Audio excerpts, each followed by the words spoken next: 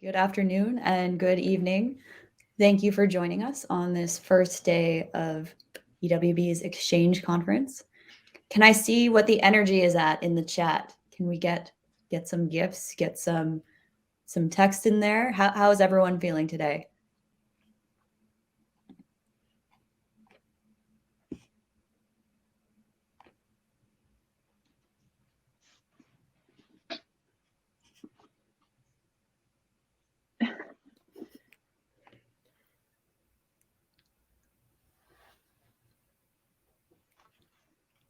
Awesome. If you haven't figured out how to use the gifts yet, they're the little lightning bolt next to the chat. So hoping to see lots of those this weekend. Awesome. All right. Well, I think we are going to get started just so that we can help set you up for the weekend and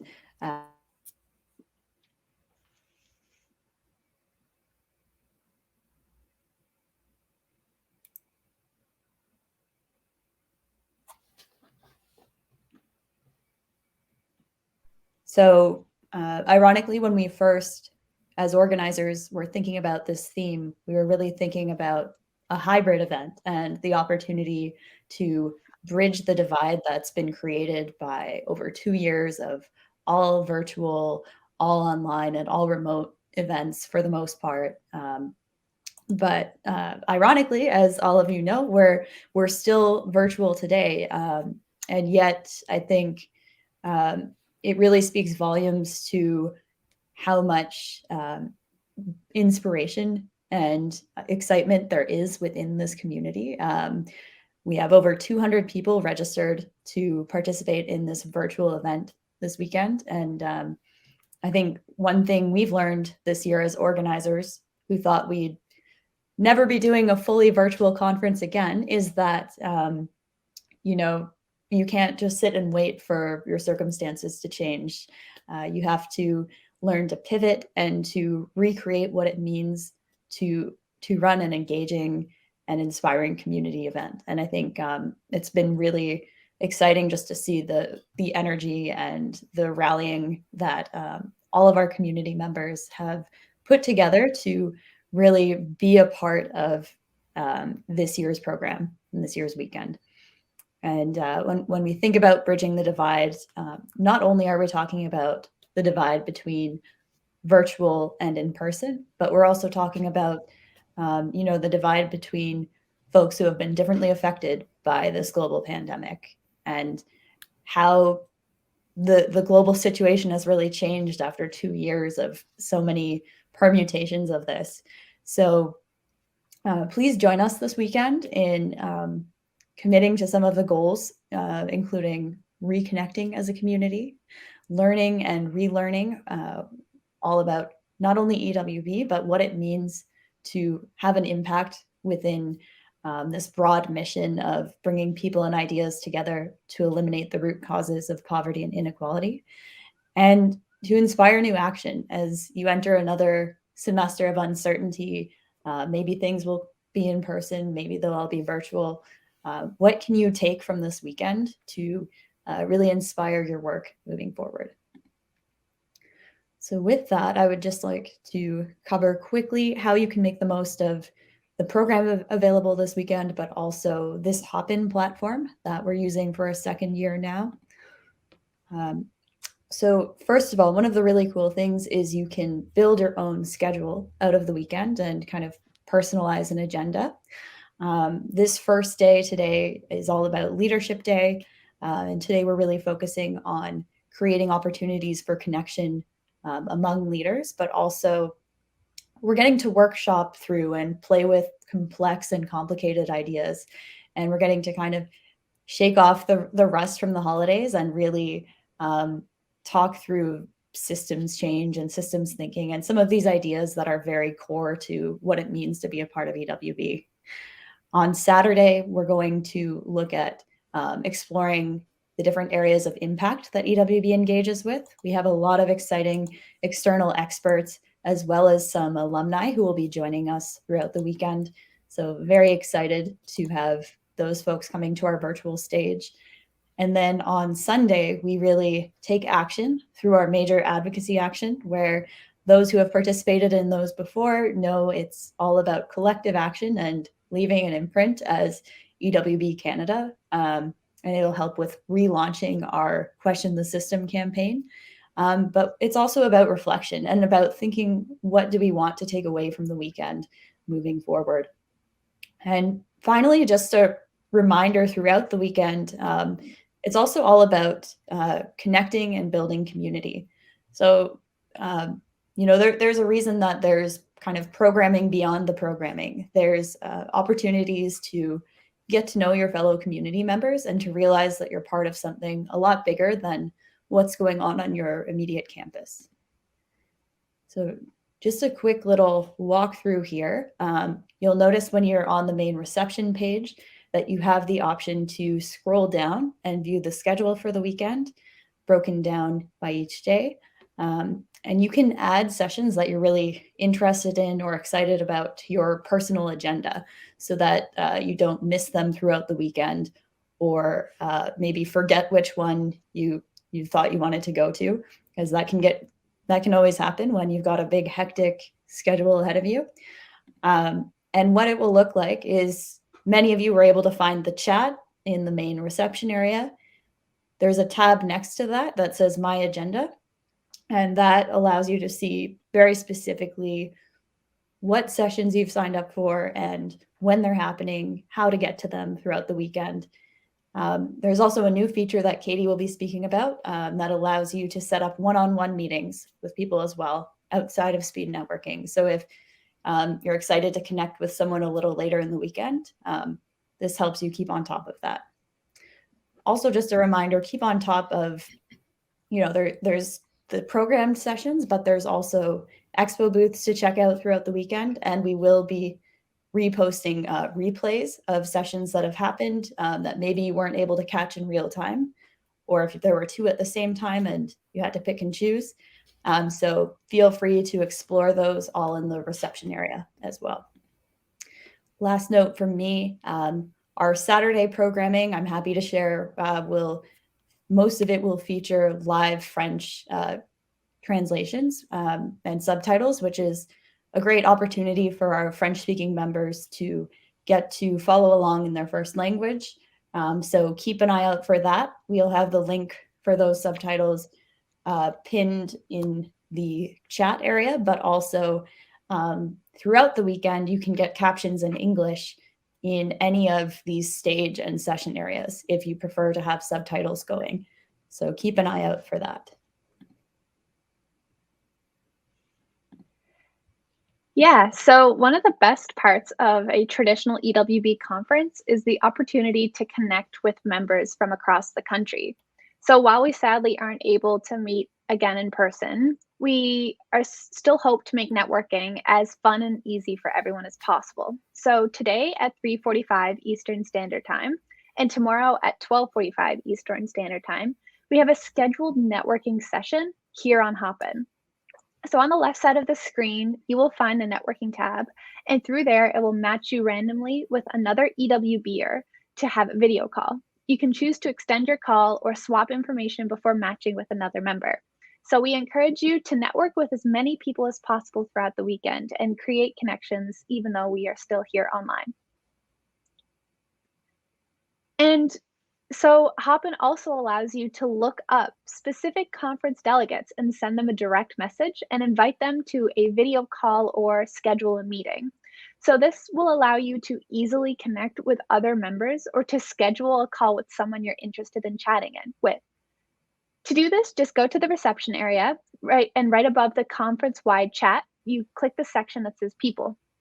Search the person you're trying to connect with and select them from a list shown here. There's a bunch of options for you to do. Don't be nervous to connect with new people. Us EWBers love to chat. As well, we have planned some very exciting social events throughout the weekend to decompress after a full day of conference activities. So today at 5 Eastern Standard Time, I'll be hosting a 2021 themed trivia for a chance to win some prizes. As well, there will be a Charmstone Academy murder mystery, 6 Eastern Standard Time. And tomorrow, there will be a Murder in the Alps murder mystery at 6 Eastern Standard Time. Another cool feature that we've included this year is the xChange photo booth happening on Sunday in the Expo section. So go in there, take a picture, and you'll have a souvenir to remember this year's event.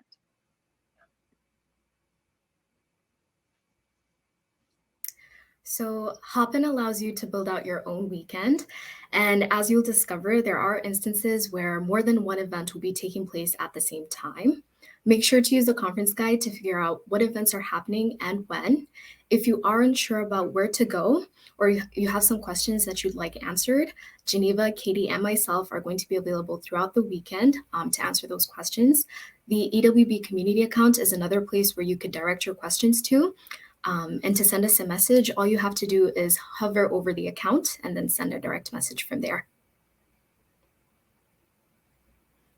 We really want to see your photos and videos about conference throughout this entire weekend. Follow our social media pages on Instagram and TikTok, both at EWB_Canada. On Twitter, we are at EWB, and then on Facebook, we are at EWB Canada. Tag us in your post and be sure to use the hashtags Bridging the Divide, xChange Conference 2022, and Question the System.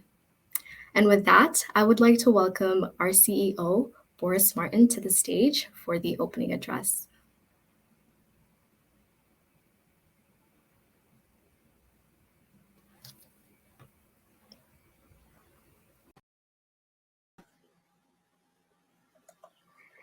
Hi, folks. I see that I'm now in the show. Welcome to everyone. Thank you for coming here. I'm going to share my screen. Give me just 1 second. Share screen. There we go. So now you should see my screen and me, hopefully. So I'm Boris. I'm the CEO of Engineers Without Borders. Welcome to xChange 2022. It's an exciting event. We're online. Regrettably, we're not going to see you in person, but it is for the next time. I'm speaking to you from Toronto. I'm in the art studio of my partner, Lana. I've negotiated with my kids that they don't use internet for the next hour, so we can speak with a good bandwidth. And I'm speaking from the city of Toronto. The city is built on the traditional territory of many nations, including the Mississaugas of the Credit, the Anishinaabe, the Chippewa, the Haudenosaunee, and the Wendat peoples. It's now home to many diverse First Nations, Inuit, and Métis peoples. We're about to embark in a 3-day journey together of deep conversations about social justice. We have speakers and sessions that have been really crafted, especially for us, for you, for all of our entire team, to invest in our skills, to get us connected with each other.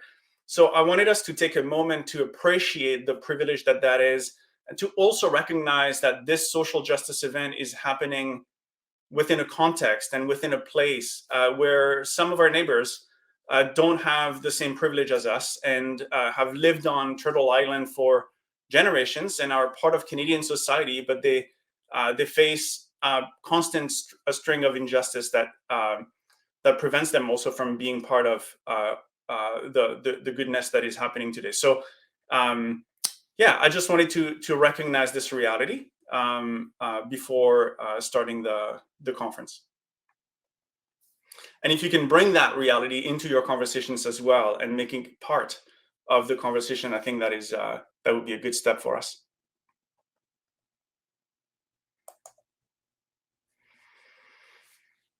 I want to open this conference by telling you a story. A few years ago, I traveled to Kenya to see our work and to meet our volunteers and to spend a few days living alongside families whose lives are impacted by the work of Engineers Without Borders. And at the time, EWB had started working with an entrepreneur who was trying to support family living on less than 1 acre of land in Kenya, and families that have just 1 cow for their daily milk needs, and to sell a little bit of the milk, and to basically help them make a better living. These families live pretty precariously. They typically depend on the rainy season. You know, if there's a good rain, if it's a good rainy season, then there's enough grass and the cows produce enough milk and they have enough money. And if the rains are actually really bad, then the grass doesn't grow as well. And because they have a tiny amount of land, then they can run out of food and they can run out of money. So it's really that simple. There's a lot of families that actually depend on the rain for school, for medicine, or for the food on their table. And so I took that trip, I think it was like 4 or 5 years ago now already. I arrived in Nairobi, Kenya, was welcomed by volunteers, by some of these entrepreneurs who support.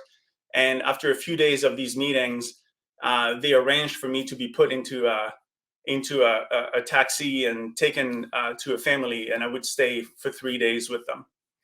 And so the drive, if you can picture it, it was rolling hills, tea and coffee plantations, beautiful, lush landscape. And, you know, soon enough, after maybe an hour of driving west of the city, the paved road yields to a dirt, or like a red dirt hole. There's a road, there's more potholes that become bigger and bigger. And soon enough, the rust bucket of a taxi really that I was taking slowly comes to a stop. And I get off, and the family is expecting me. You know, like they knew I was coming. They had got a phone call from some of the volunteers that I was going to be showing up. They welcomed me with open arms. The father, his name is Zubir, and his young son, 12 years old, Karim, who spoke a bit of English. So like they take me in, they take me around the compound. They show me the house. You know, it's mud bricks kind of housing. There's a kitchen unit that's separate from the main house where they, you know, the living quarters and the bedrooms. The kitchen has a bunch of wood that's kind of cut out. It's not big. It's like more like broken branches that are like piled up like close to the ceiling.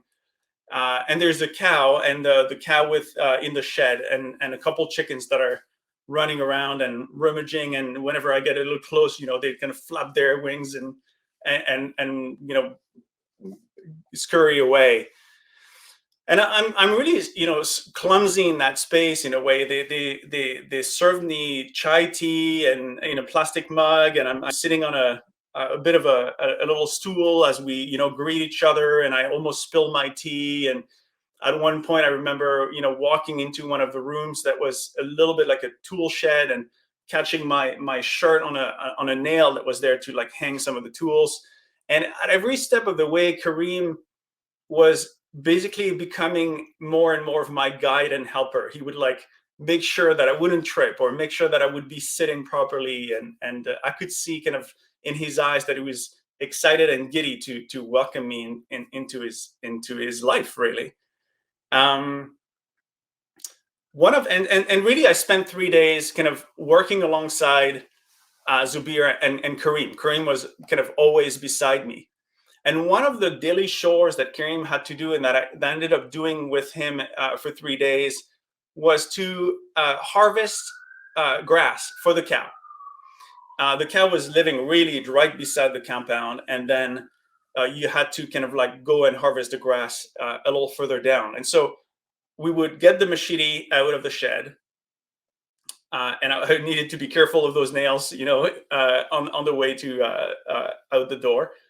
Then grab a few big plastic bags and twine, you know, that we would use to wrap the grass in, and then walk down the hill, get to the stream, because like it was a very hilly area, and there would always be a little bit of a stream of water at the bottom, and that's where huge grass was growing. And it's like turf, you know, it's like it really is like grass, but like just bigger. And in fact, it's called elephant grass. And so Kareem would be then, you know, cutting the grass. It would, like, he would be good at picking strands that are not too small, because they haven't grown to their maturity, and they have more nutrients to offer, but not too big, because if they're too big, it means that they've overgrown and they're too fibrous and not nutritious enough. So he would, you know, explain to me which ones to pick, and then he would just like cut them, lay them on the ground, and then they would, he would bundle them onto the tarp, tie the tarp together, and then in the most dramatic moment, which I picked on video, so the photo that you see is actually a still from a video that I have still on my phone. He switches the thing, which must be, I don't know, 80 pounds, onto his shoulders, and then climbs the hill back up and does that 4 bundles a day, 7 days a week. And the cows don't stop eating on the weekends. So it is 7 days a week. And I did that alongside him, and I can tell you I had I couldn't feel my hands, going all the way back up. By the time we were like up the hill, I just couldn't feel I had lost the circulation in my arm. And by the third day, I had sort of wrecked my the muscles and nerves in my upper back. So I needed to see someone. I admired Kareem for his strength, and he was really mature for his age. He had a keen awareness of his family duty, a clever sense of the guidance that I needed in the house. But at the same time, I couldn't help but feel the deep injustice of Kareem's life. He wasn't going to school, and he was not investing in his own future. Instead, he was really working as hard as he could to contribute to his family's daily living, daily survival. Any dream of bright professional future for Kareem was frankly a bit of a hopeless dream. And Kareem is not alone. In the world, there's 1 in 10 people who are trapped in systemic poverty. They might like access to safe water, irrigation equipment, a source of reliable and clean energy. They don't have a bank account. They don't have affordable education or proper housing that is safe. And without the means to prosper, they're stuck in a web of unfairness and scarcity. And so it's a problem that concerns us all. There's poverty everywhere in the world. And as Nelson Mandela said, poverty is man-made. Much like apartheid, it can be eradicated. And when the pandemic is throwing low-income countries into even heavier debt today, disrupting people's lives, with lockdowns, and the situation is getting worse. In fact, the United Nations measured that there's about 150 million people at the end of 2021 that had fallen back into extreme poverty because of the pandemic. And climate change is putting even more pressure on families like Kareem's family because the rains are more uncertain and they depend on them.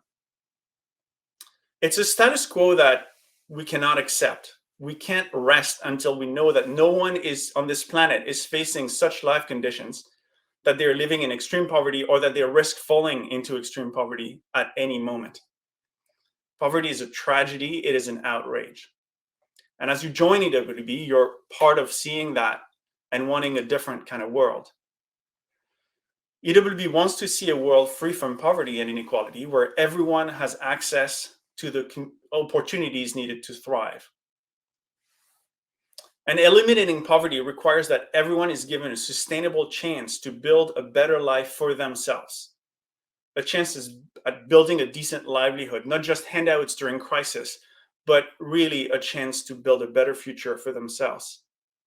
And we believe at EWB that it's possible. We believe that technology, innovation, engineering can unleash people's potential to break out of systemic poverty. The entrepreneur that we were supporting at the time of my visit was looking for a way to provide mulching services for families like Kareem's family.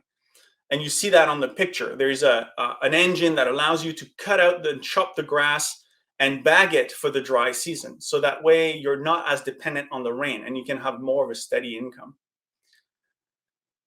And it could be, there's many other examples. Could be a solar water pump in Ethiopia, helping with yields. It could be a savings account on a cell phone in Kenya, a data management system that guides inclusive infrastructure decisions in Uganda, a skills sharing platform for community water technicians in Northern Alberta.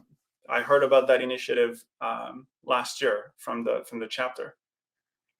Technological innovation has the potential to transform people's lives. and empower them to create sustainable and inclusive communities. And this is just, the example of this mulching initiative that we supported at the time 4 or 5 years ago. It's just one example. There's a growing movement of social entrepreneurs aiming to use technology innovation to end poverty and inequality in the world. And some of those logos that I put on the slide are some of the entrepreneurial initiatives that we've supported over the years. Not all of them were successful. Some of them are widely successful today. But the potential of technology as a force for good today is mainly remains unrealized. First of all, there's those who are already wealthy are typically the ones who can really afford to take the risks, to create new technologies, to create new companies. And therefore are the first to reap the benefits from those inventions. In the status quo, technology predominantly makes the rich richer and increases inequalities. Technology is revolutionizing many aspects of our lives, and it's very important that the opportunity to create new solutions be shared more equitably across the world. And when in low resource context, when people live in poverty already, and technology is used to serve the most underserved people, oftentimes altruistic initiatives that promote access to technology come short of their intended impact. They focus on supply and they reduce people to the recipient of goodwill rather than seeing them as the driver of their own development. Good intentions, white saviorism are problematic, and often end up disempowering local entrepreneurs. And in the status quo, the local capacity of innovators is overlooked. Local entrepreneurs are left to their own devices, and the potential for technology to make a real positive transformative impact remains unrealized. That's why EWB focuses on supporting entrepreneurial initiative, and trying to unlock the potential of social entrepreneurs to tackle inequality and poverty in their own communities. We focus on entrepreneurial initiatives that put impact, social impact, and positive returns for the community and the environment at the center of their purpose, at the center of the ideas and the services and the products that they create. That's what we mean by social entrepreneurship. We work with entrepreneurs who look at the complex and systemic aspects of poverty and seek to create disruptive solutions that give more power to the powerless, more choice to the underserved.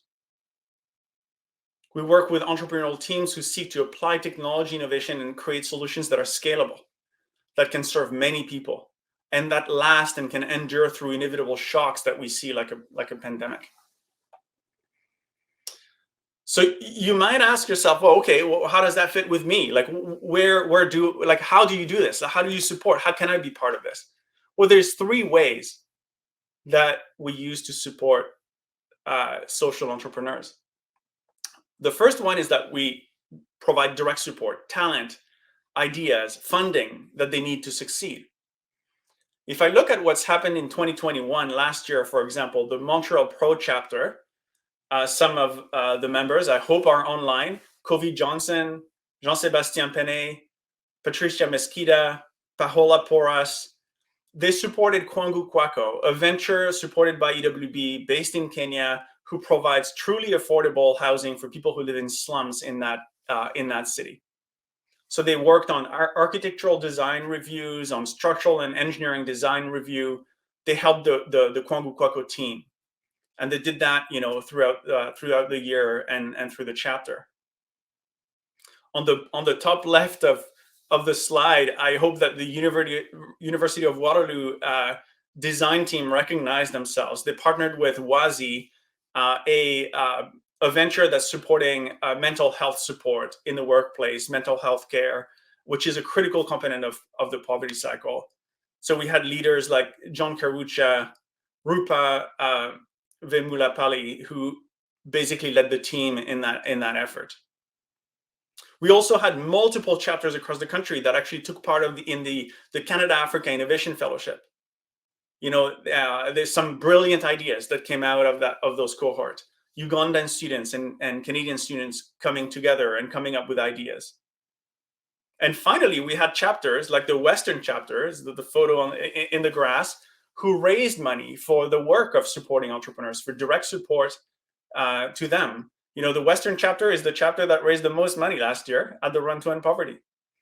They had the most money raised as a team. They had the most number of participants, and they also had the highest individual fundraiser, Hannah Waters, who raised a bit more than $1,300.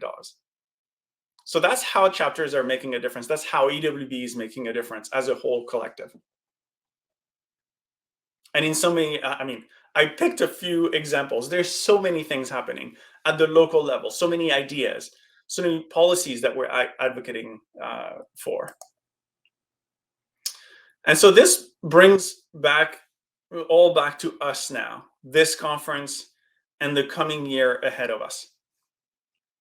In a better time, we would have been together in a conference hall, or at least we would have had, city-based events across the country, having a laugh together. But there's a pandemic keeping us apart. So how fitting that the theme being bridging the divide.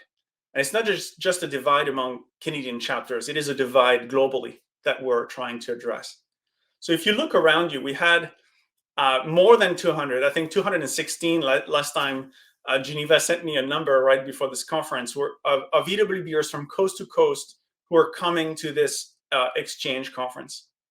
All of us wanting to make a difference in the world, using our skills, using our voice to contribute what we can, to make an impact on global poverty, inviting people around us to ask questions about Canada's role in promoting global development, inviting friends and families to make a small financial contribution to end global poverty, to have that as part of their philanthropic objectives, working as a team to provide direct support to startups so that they can succeed in making a difference in their own communities.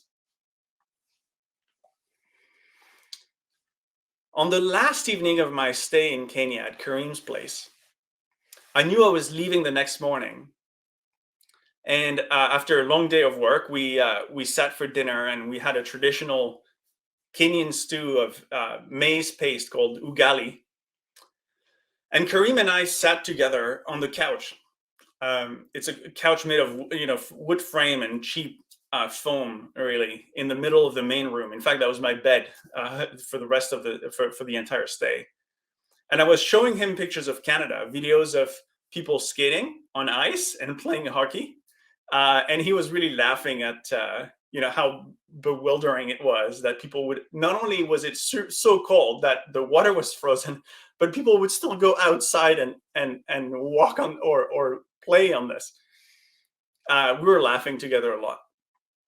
And then he turned to me and he said, why did you come to our house in the first place? He hadn't kind of I guess, dared to ask the question before then.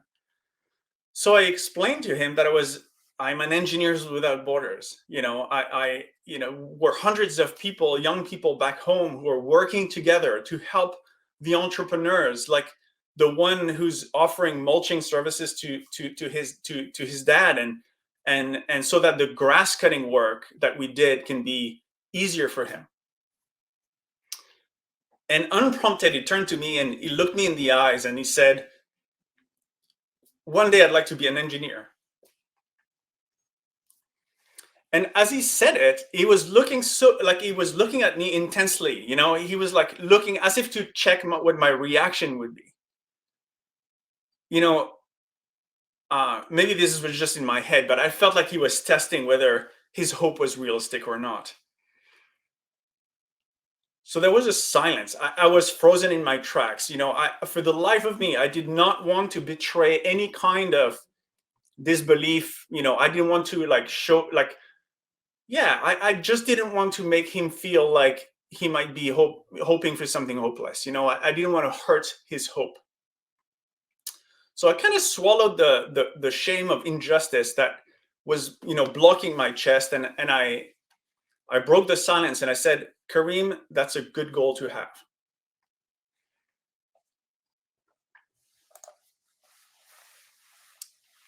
So, today as we launch the conference, I wish I could pick up the phone and call Kareem and tell him that there are more than 200 young people today that are ready to work and make sure that one day his good goal is truly more than just a hopeless dream. So thank you for your commitment. Welcome to xChange 2022. And I look forward to seeing you in the sessions today.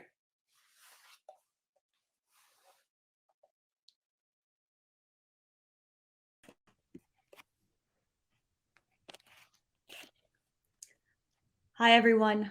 Thank you, Boris. That was awesome. It's always just so much more inspiring to be connected to what we're doing through storytelling and through hearing about these firsthand experiences. Really, really cool to just see that Western was able to get together in person this fall and able to have a bit of a run to end poverty with some sense of community going on. So, folks, we actually have a bit of time now to really explore the platform a bit. Our next session isn't starting until 2:15 p.m. Eastern Standard Time, which means I definitely encourage you to check out the networking area. We can get some impromptu speed networking going, explore the expo booths, and check out the social section as well. So that leaves us with about 35 minutes until our next session starts right here on the main stage with Aaron. I hope you all are having a great start to your conference. Maybe grab a bite if you need to right now. And we'll see you again on this stage at 2:15 Eastern Standard Time. But I hope to see some of you in the networking section up until then. Okay, see you in a bit.